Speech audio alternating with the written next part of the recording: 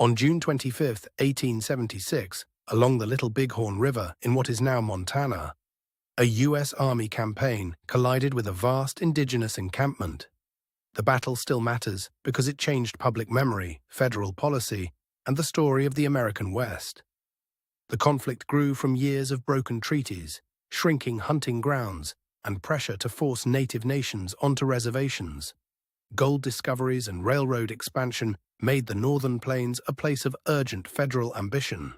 Across the region, Lakota, Northern Cheyenne, and allied families gathered with a sense of unity and danger.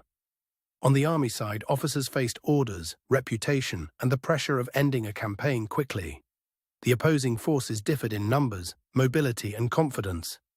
The Army relied on carbines, revolvers, and pack trains, while the village drew strength from mounted warriors, intimate terrain knowledge, and high morale. The campaign route wound through difficult country, where heat, dust, and long distances strained men and animals alike. By the time the troops neared the valley, fatigue and uncertainty had already shaped decisions. The battlefield itself was a mix of ridges, coulees, timber, and river bends that broke sight lines and split movement. Weather and smoke could turn a clear tactical picture into confusion within minutes. The Army expected to strike a dispersed village and prevent escape. The defenders, however, understood the ground and responded as a mobile force, using distance, speed, and concentration to protect families. When contact began, scattered skirmishing unfolded along the edges of the village. From a distance, the first phase looked like a series of probing encounters, but the pace was already accelerating. Soon the pressure point emerged near the center of the fight, where command, terrain, and timing intersected. Units became separated, and the Army's plan depended on coordination that was slipping away. A decisive movement followed as native riders concentrated force against isolated troops. The battlefield shifted from a reconnaissance fight into a rapid, uneven struggle for control of the ridgelines. The collapse came quickly for the most exposed Army elements. What had begun as a bold advance turned into retreat, fragmentation, and the loss of any workable battlefield cohesion. By evening, the valley held silence, smoke, and the movement of survivors and mourners. The immediate aftermath was shaped by shock, grief, and the practical work of gathering the dead.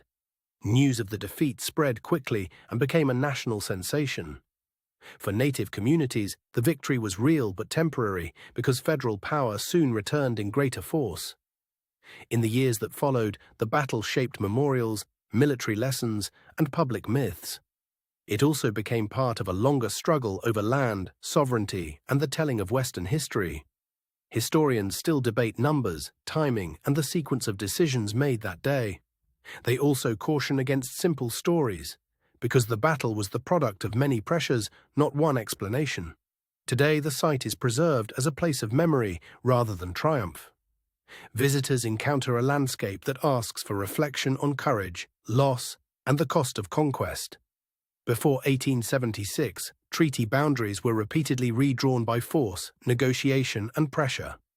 Each change narrowed the space where Plains nations could live, hunt, and travel freely. The Black Hills Gold Rush intensified the crisis and brought thousands of outsiders into contested land. Federal authorities then moved from uneasy compromise toward a military solution. Army columns marched into a vast region with limited roads, uncertain intelligence, and long supply lines. Success depended on speed, but speed also increased the risk of misjudgment. The indigenous encampment was not a single military camp, but a large seasonal gathering of families, leaders, and warriors. Its size made it visible, yet its social structure made it resilient. Leadership on both sides was shaped by reputation and urgency. Officers sought decisive action, while native leaders balanced defense, mobility, and the safety of non-combatants. The Army's equipment offered range and firepower, but it also required ammunition, horses, and coordination. In rough ground, those advantages could be weakened by delay and separation. For the defenders, mounted movement was central to both daily life and wartime response. Horses meant speed, communication, and the ability to gather force where it mattered most. The route into the valley brought the Army into contact with signs of a much larger presence than expected. That recognition should have warned commanders that the situation was changing fast. The terrain favored anyone who could read the folds of the land. Ravines, bluffs, and hidden approaches made direct movement risky and complicated any attempt to keep units together. Smoke and dust further reduced visibility once the fighting spread. In that kind of environment, even a small delay could turn an orderly advance into a series of disconnected actions. Different assumptions drove the two plans. The army expected a controlled strike, while the village responded with flexible defense that could absorb pressure and then counterattack. The opening phase unfolded along the edges of the encampment and nearby ridges.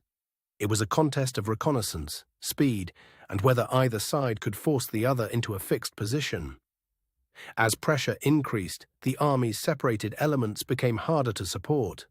Once the line of communication broke, local decisions mattered more than any original plan. The decisive movement came when defenders concentrated against vulnerable troops and pushed the fight toward the ridges. That shift forced the army from offense into survival. What followed was a rapid unraveling of command. The battlefield no longer rewarded confidence or rank, only the ability to endure confusion and keep moving.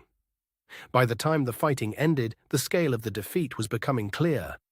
The army had suffered a severe blow, while the village faced the certainty of renewed retaliation. Survivors on both sides carried the memory differently. For some, the day became a symbol of resistance. For others, it became a lesson in overconfidence and miscalculation.